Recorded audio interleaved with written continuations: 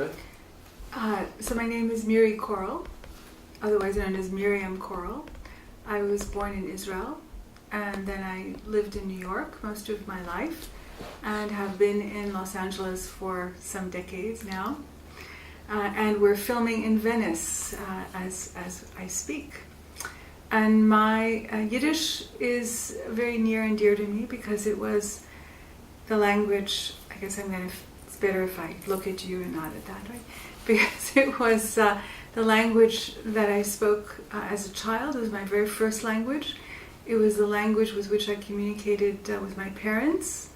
As long as they were alive, it was the only language that we spoke with one another.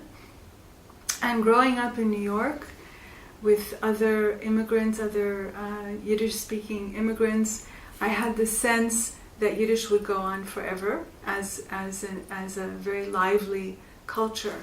So as a child, I was taken to Yiddish theater all the time. You know, there were my memory is of two competing Yiddish theaters on the Lower East Side, and then it became one Yiddish theater, and then of course there is still a Yiddish theater in New York, but the shows aren't as frequent as they were when I was growing up.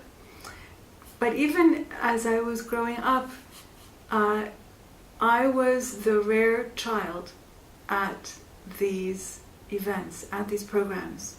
So my parents would take me to Yiddish theater, also to Radio City Music Hall, of course, but Yiddish theater was part of it, and other Yiddish cultural events. And I was usually the sole child. Wow. Because what was happening, which is very common with languages in general, with immigrant communities in general, is that when you arrive in another country and you're establishing yourself there, the children tend to speak the language of the surrounding culture. They need to fit in, and the parents encourage that because they think it's the way that will help them succeed. So what was happening with my peers, of course, even kids that were of immigrant families like mine, they may have heard Yiddish at home. Their parents may have spoken to them in Yiddish, but their response was in English. So they grew up having an understanding of the language, but really losing their ability to speak it. And of course, with the years, even losing their ability to understand it completely. So that was the most common thing. So it was very unusual to have parents that insisted that their child speak Yiddish. And that's not to say I was the only kid in New York, speaking Yiddish, because when I was, 5.5 or 6, I was sent to sleepaway camp, and it was a Yiddish camp. It was the first year of its existence. Actually, it was called Camp Hemshech, which means future or continuation, and there were so many things geared toward Yiddish, toward the continuity of Yiddish. But I was certainly one of the more fluent Yiddish-speaking kids at the time. Also the one that cried every night.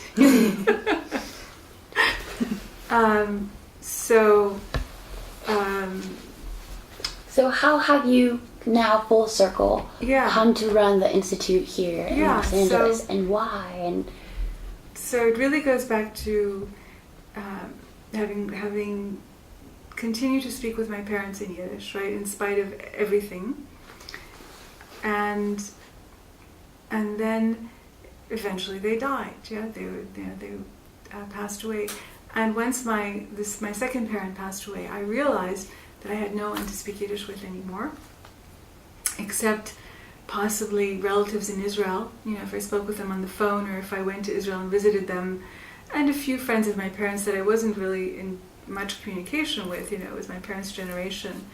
So very quickly I began to notice that I was losing my words in Yiddish. There's still the expression, if you don't use it, you lose it, and it's really true with languages. You can understand it, but you can't find the words to complete full sentences. That starts happening pretty quickly. So not long after my mother passed away, someone sent me some information about a program happening on the East Coast at what was then known as the National Yiddish Book Center. Today it's known as the Yiddish Book Center in Amherst, Mass. And it was a little 5 or 6 day program with classes on history, on Yiddish literature, lectures, films, all kinds of things. I got it from enough directions that I figured, okay, I better go. And so I went, and I was the last person to sign up, and it was the last program of its kind that they ever had. And I fell in love with Yiddish at that program. I mean, literally, because it wasn't anyone forcing me to go to an event, as when I was growing up. It was a discovery of this extraordinary literature, these amazing songs, some of which I had heard growing up, many of which I had never heard, that were so beautiful and touching and modern, really relevant and moving. And the other thing I observed, which was really, really important, is that everyone there, I don't know how many people, there were maybe 60, 70 people. Some, not that many of my generation, but there were also little kids. People had brought their children. There was so much joy associated with attending this program and, learning more deeply about Yiddish culture, Yiddish theater, Yiddish film, learning these songs, singing these songs, reading some of this literature, performing in Yiddish, as part of the last evening's event, this kind of talent show.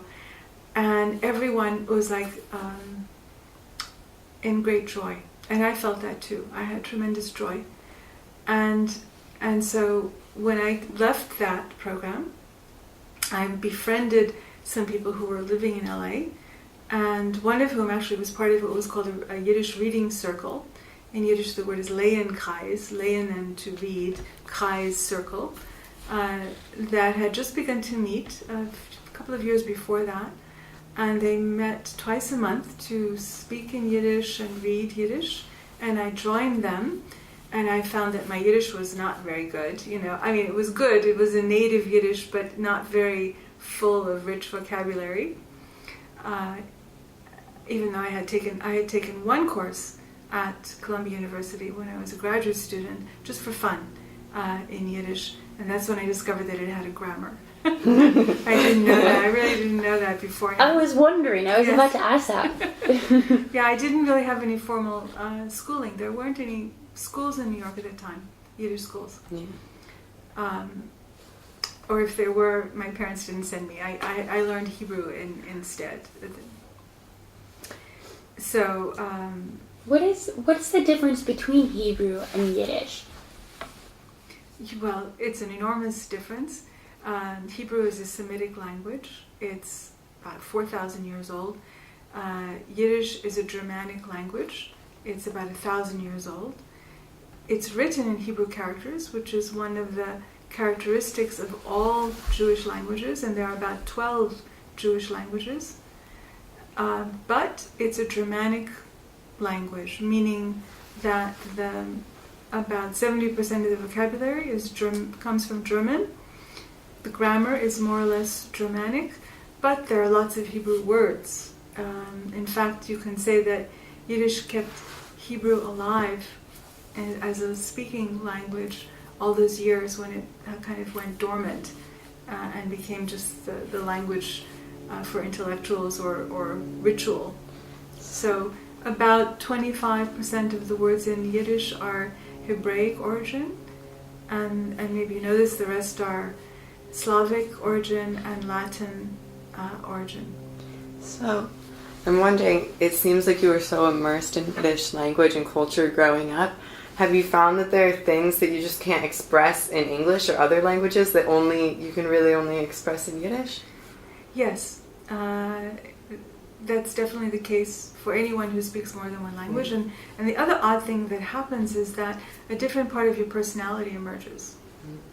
I mean, this is especially if it's a language that's close to you, like not something you learn in school, right? But intimate. Just something intimate, something that you've interacted with a lot of people with. And so when I'm speaking Yiddish with someone, I mean, in a native way, right? I'm not when I'm teaching, but when I'm just having a real conversation where we're not thinking about our grammar, or whatever. We're just having a schmooze. It's a different part of me, a different side of me that comes out.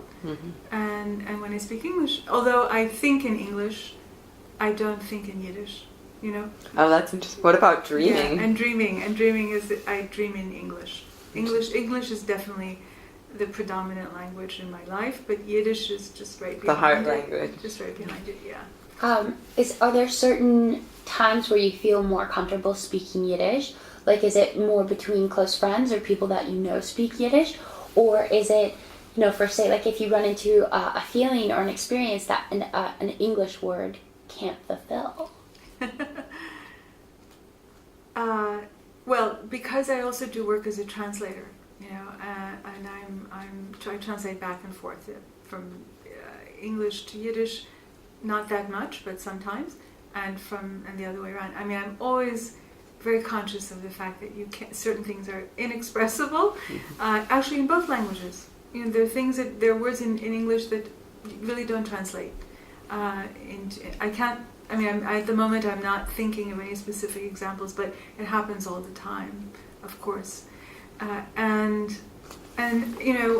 Sadly, although there is still this reading circle, this Lehenkreis, and we do get together, twice a month, and we still schmooze and we still read and all that.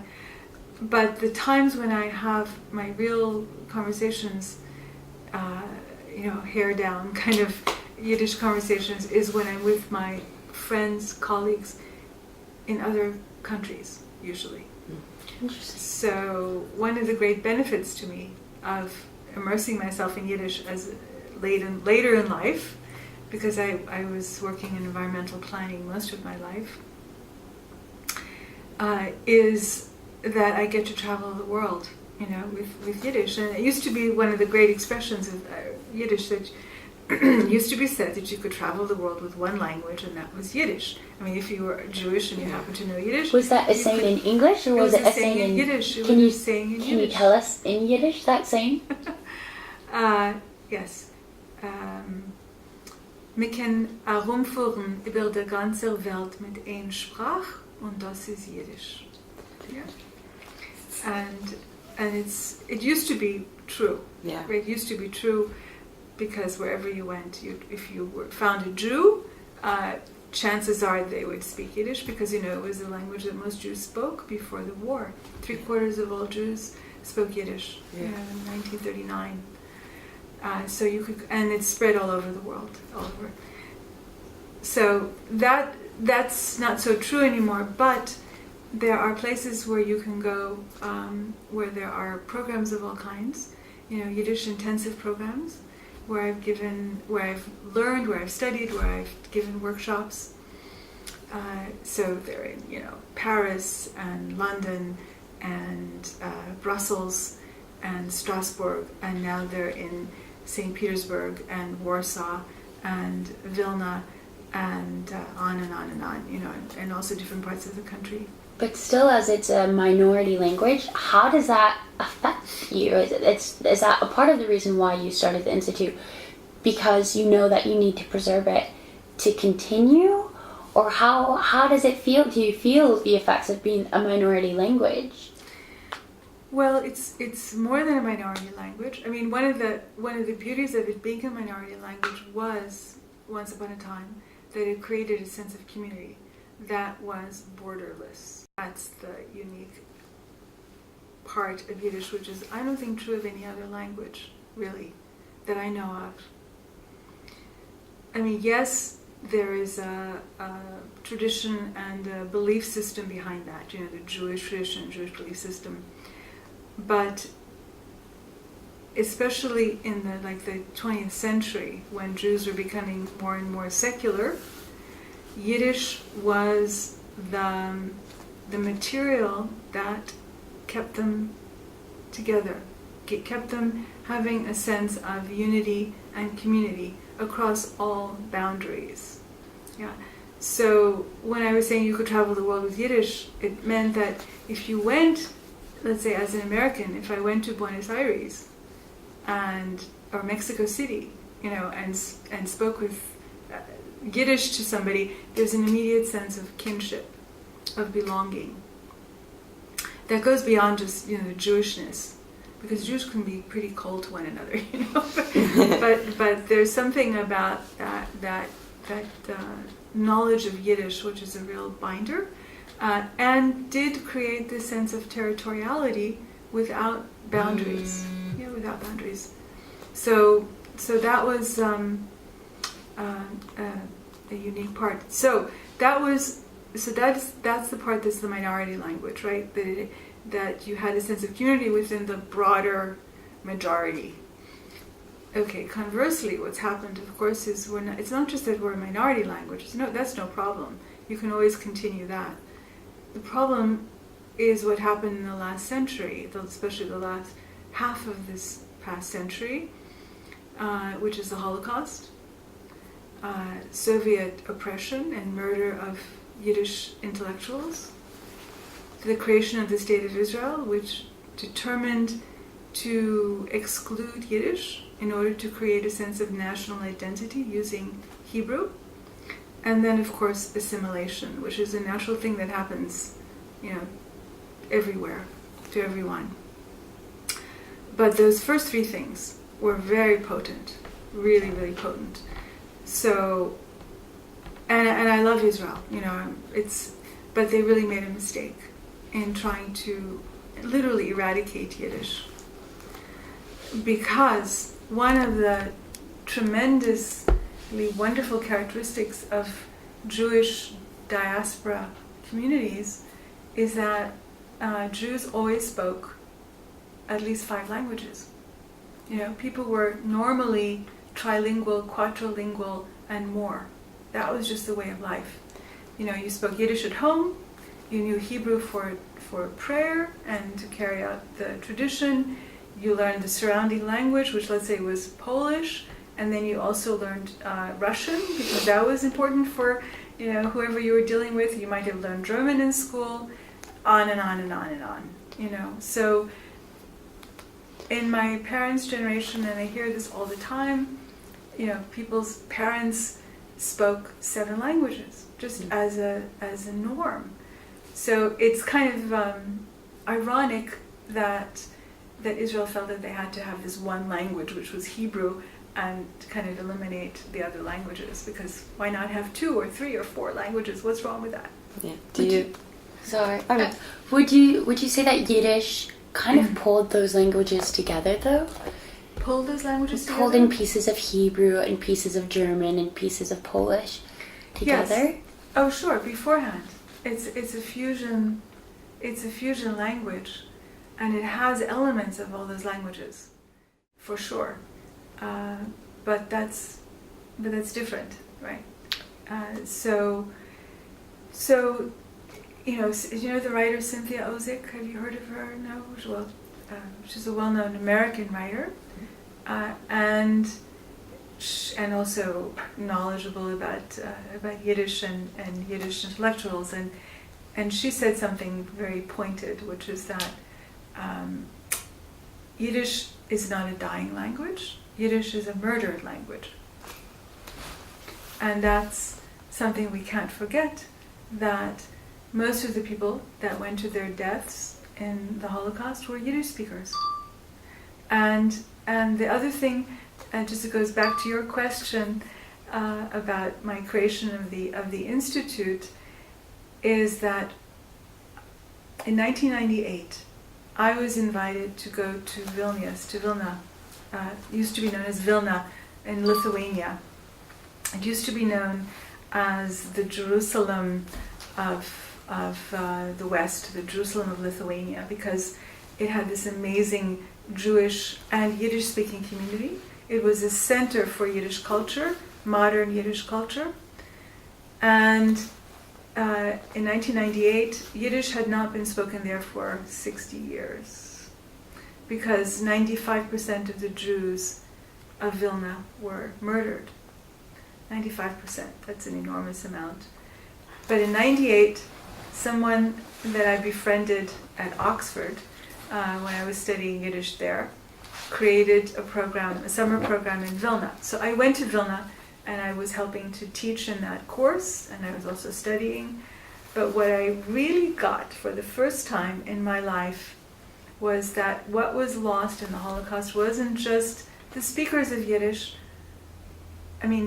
lives, but also an entire civilization. An entire way of life was completely wiped out. So there used to be enormous section of Vilna that had a Yiddish-speaking street and all the cultural accoutrements that go with that, as if it didn't exist. Towns that were mostly Yiddish-speaking, off the map completely. And it's something that somebody called, I really got this presence of absence, this palpable knowledge of what was lost that was so much more than the lives. And I really understood that I have it in me to do something about it, and that I need to do something about it, because, it's not just because I'm a Yiddish speaker, but because I love Yiddish, and I really have a tremendous respect for the cultural gems that it has produced. It has an extraordinary literature, really, that rivals any world-class literature, and yet is a unique expression of the Jewish soul, and especially the European Jewish soul. There's a whole other side of Judaism and Jewish culture, but this particular European Jewish soul. And so I love it, and I've gotten myself well educated in it. I started out really, when I fell in love with it, having a kind of limited knowledge of vocabulary, but I made it a point, just out of my own interest, to study. So I went to these intensive programs and I took courses wherever I could, and so I've become quite proficient at it. Enough so that I was invited to teach in various places, and at UCLA, where I'm still teaching, for the last 15 years, etc., etc. I can write a decent article, stuff like that. So I have that, and I have all the skills that I developed over the years as an environmental planner, and organizing things, giving talks about things, making pitches, whatever it is, doing budgets, because I used to work for the New York City Office of Management and Budget, as the planner for the Environmental Protection Department, which was like $60 million. No, what am I saying? $120 million budget. So, wow. yeah. So things like that, part of my past, and I could use all those skills in doing something that I find is meaningful, and that not too many others can do. Only because they didn't have the whole gamut of things. You may love Yiddish, or you may know it well, but you may not have the interest in keeping it alive, right? Even though the language we has... only have 4 more minutes. It's almost 7. Good one to end it, I think. And so I think we only have until 7 to have you, correct? More or less, yeah. I Okay. still need to eat something. Yeah. I have one we could answer just quickly. You don't have to elaborate too much. Yeah. Even though the language has great allies like yourself, with all that's been lost, do you fear for the future of Yiddish? Yeah, that's a really great question, and it's something we ask ourselves all the time, and essentially, I think what most of us have decided that are active in this field, in the United States, around the world, because I encounter people all over the world, who are doing the kinds of things that I do. We have to kind of ignore that, that we've accepted. It's not like we're zealots and we expect that we're going to have a Yiddish world the way there once was. No. Nobody wants that even. Nobody's looking for that. What I think we have in mind is that we want to hang on to the for want of a better word, like the keys to this treasure chest, to have the ability to transmit something about the culture, to transmit the language to another generation, so that if they choose, they can open up the box. They can read books, listen to songs, sing songs, create Yiddish theater, whatever, right? In fact, something's happening this Saturday. So she doesn't know Yiddish very well, but she found poetry in the journal and had some of it translated, and then this became the basis of this play, a musical of some kind. Yeah. That's so intriguing. Isn't that intriguing? Yes, and I guess she's your age or maybe we a gotta little find bit her. older. Well, it was. Yeah, so it's that kind of thing. We want to keep it so that it's transmitted. Yeah, not to recreate a world that, I don't need that. It's not my interest, but to keep it going in some way, to have, as someone else once said, what do young Jews know? They know Masada, right? And they know the Holocaust and the creation of the State of Israel. And that's all of Jewish history. And they have no clue about what happened between Masada and the Holocaust. No clue whatsoever. Do you? No. Young Jews are non-Jews. They know nothing. And it's this extraordinary history. Every time I learn something more about it, I'm just flabbergasted. It's just so complex and beautiful. And the Yiddish culture was an enormous part of that history. And it's a legacy, So there are some expressions like a Mensch tracht und Gott lacht. Yeah. So it means in English it's been translated as man supposes and God disposes, but it's there are similar expressions in other languages, which is that you may have in mind that you're going to get to this meeting at 7:00, but hey, you didn't know that there's going to be a traffic jam in the way, or whatever, anything that you try to plan. But Yiddish is the only one where God laughs. Yeah. So a man thinks and God laughs. So God laughs in Yiddish about all our little plans. There's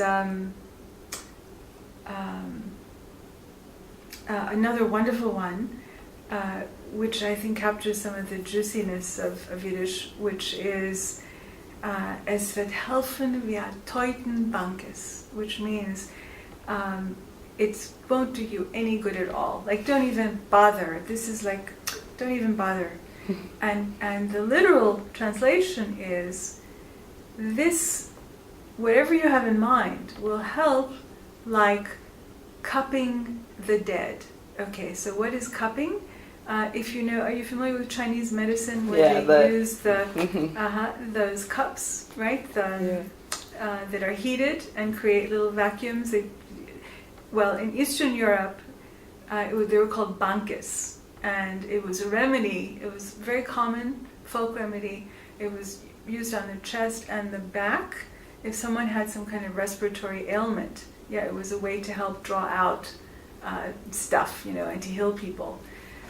So that's called bankes. So this expression is, whatever you have in mind is going to help as much as cupping someone who's dead. So don't bother.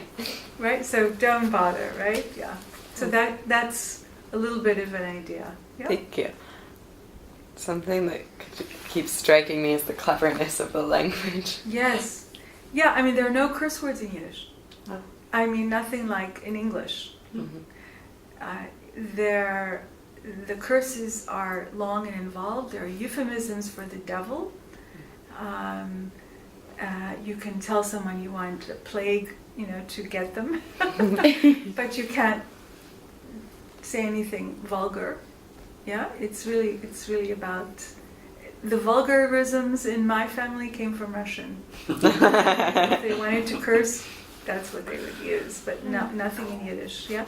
So there are all these elaborate curses, about you should grow. I mean, the famous one: you should grow like an onion with your head in the ground and your feet in the air. Can you say it in Yiddish for us? Yes. Sollst wachsen wie ein Zwiebeln mit den Koppen drehen und die Füße rauf. Or you should lose all your teeth but one, and in that one you should have a toothache. Or you should have a house with 100 rooms, and in every room you should be having insomnia. How do you say that one in Yiddish? So that was so told man ein großes Haus mit ein Hinterzimmer, und in jedem Zimmer sollst du nicht können schlafen. Oh, wow. So that's, and there are books and books that have captured these wonderful expressions, Yiddish expressions. Yeah, they're around. If you.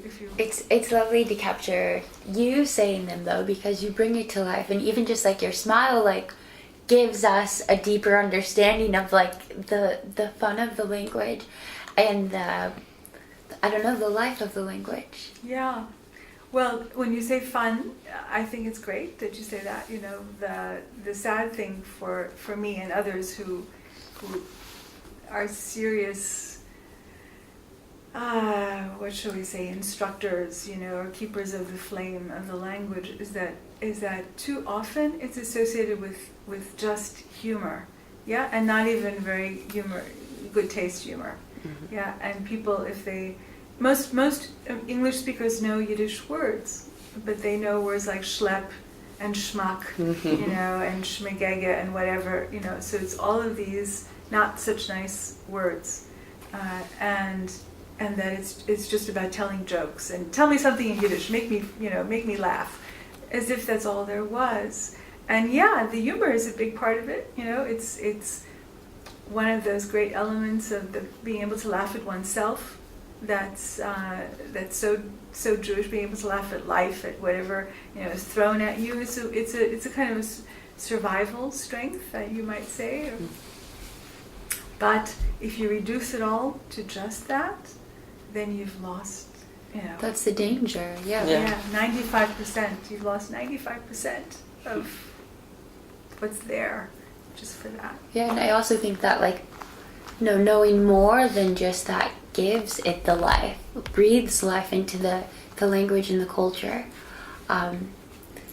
Thank you so much for giving us your time. I don't know what time it is now, so I don't want to take any more. Yes, now I do need to eat something and go. You're but welcome. I think that is it.